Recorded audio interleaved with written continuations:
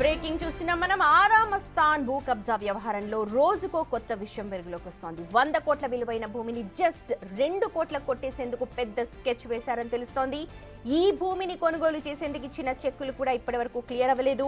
ఈ విషయాలను చెప్పింది మరెవరో కాదు, ఈ భూమి యజమాని అని ఆరామస్థాన్ చెబుతున్న హార్దిక్ మెహతానే బిగ్ టీవీకి విషయాన్ని తెలిపాడు. ఇప్పటి వరకు ఈ భూమి అసలు ఓనర్ను మాత్రమే నిండా ముంచారన్న ఆరోపణలుండేవి. కానీ ఇప్పుడు ఆరామస్థాన్ ఎవరి దగ్గరైతే తాను భూమిని కొనుగోలు చేశానని చెబుతున్నాడో అతన్ని కూడా మోసం చేశారన్న కొత్త ఆరోపణ ఇప్పుడు తెరపైకొచ్చింది.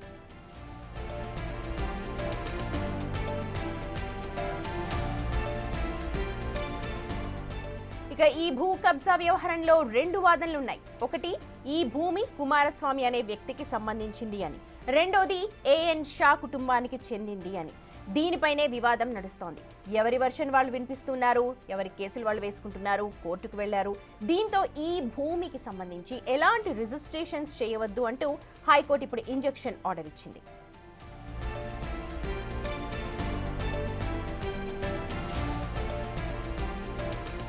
ఓవైపు కోర్టు ఆదేశాలు ఉన్న షేక్ మస్తాన్, మల్లెంపాటి శ్రీధర్ అనే ఇద్దరు ఈ భూమిని కొనుగోలు చేసినట్టుగా సేల్ డీడ్ తెరపైకొచ్చింది. రిజిస్ట్రేషన్ కూడా జరిగింది. కోర్టు ఆదేశాలను ఉల్లంఘించి రిజిస్ట్రేషన్ ఎలా చేశారు? ఇది ఫస్ట్ క్వశ్చన్. అసలు లిటిగేషన్ ప్రాపర్టీని పొజిషన్లో లేని వారు ఎలా అమ్మారు, ఎందుకు అమ్మారు, ఎంతకు అమ్మారు? ఇది సెకండ్ క్వశ్చన్. దీనికి సంబంధించి ఆన్సర్స్ తెలుసుకునే ప్రయత్నం చేసింది బిగ్ టీవీ.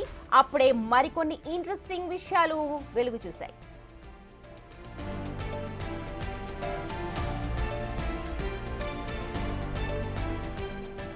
ఇక్కడ పరిశీలించిన అంశాలను ఒకసారి చూస్తే, గుణవంతరాయ్ ఎన్ మెహతాకి ఈ భూమిపై సేల్ డీడ్ ఉంది. 1961 నాటి లింక్ డాక్యుమెంట్ బేస్ చేసుకుని అతని కుటుంబంలో 3వ తరానికి చెందిన వ్యక్తులైన మిథాలీ, హార్దిక్ మెహతా జీపీఏ చేసుకున్నారు. ఆ తర్వాత ఈ భూమి రిజిస్ట్రేషన్ కు ప్రయత్నించారు. అయితే సబ్ రిజిస్ట్రార్ హైకోర్టు ఆదేశాల కారణంగా పెండింగ్ లో పెట్టారు. ఇక్కడే మస్తాన్ అండ్ గ్యాంగ్ చక్రం తిప్పినట్టుగా కనిపిస్తోంది. సబ్ రిజిస్టర్ లేని సమయంలో సీనియర్ అసిస్టెంట్ లాగిన్ ద్వారా జీపీఏ చేశారు.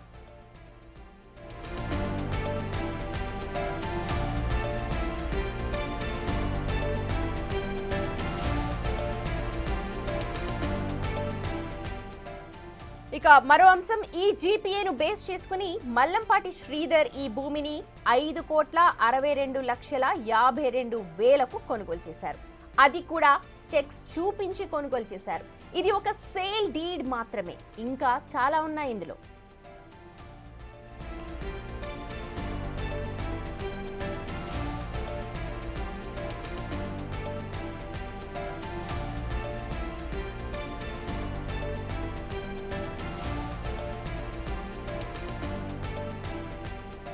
ఇప్పుడు చెప్పబోయేది మళ్ళీ చాలా ఇంట్రెస్టింగ్ సబ్జెక్ట్. ఎందుకంటే ఇది చాలా ఇంట్రెస్ట్. సేల్ డీడ్లో ఏ చెక్స్ అయితే చూపించారో అసలు ఆ చెక్లు ఇప్పటి వరకు కూడా క్లియర్ కాలేదు, అలాగని బౌన్స్ కూడా కాలేదు. అంటే పని జరిగింది, కానీ డబ్బులు మాత్రం ఇంకా జీపీఏ హోల్డర్స్కి చేరలేదన్నమాట.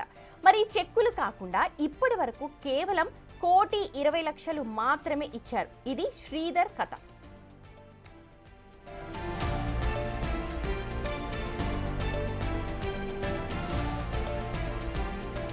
ఇక ఆరామస్థాన్ విషయానికి వస్తే, ఈ పెద్ద మనిషి 9,63,43,000 చూపించినట్టు చెప్తున్నారు. అది కూడా చెక్కుల రూపంలోనే. కానీ నిజానికి ఇచ్చింది కేవలం 20 లక్షలు మాత్రమే. మిగతా డబ్బుకు సంబంధించిన చెక్స్ ఇప్పటికీ క్లియర్ కాలేదు. సో వీరికి కావలసిన పని జరిగింది, కానీ అందాల్సిన వారికి ఫలితం అందలేదు.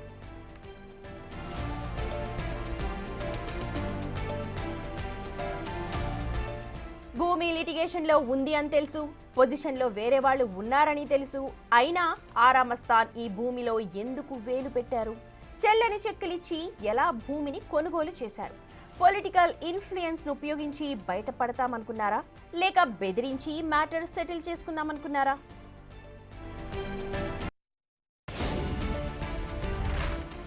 అసలు ఈ మొత్తం వ్యవహారంలో అసలు విషయం ఏంటంటే, సేల్ డీడ్లో చూపించిన చెక్స్ క్లియర్ కాకపోతే మరి టైటిల్ ఎలా పాస్ అవుతుంది?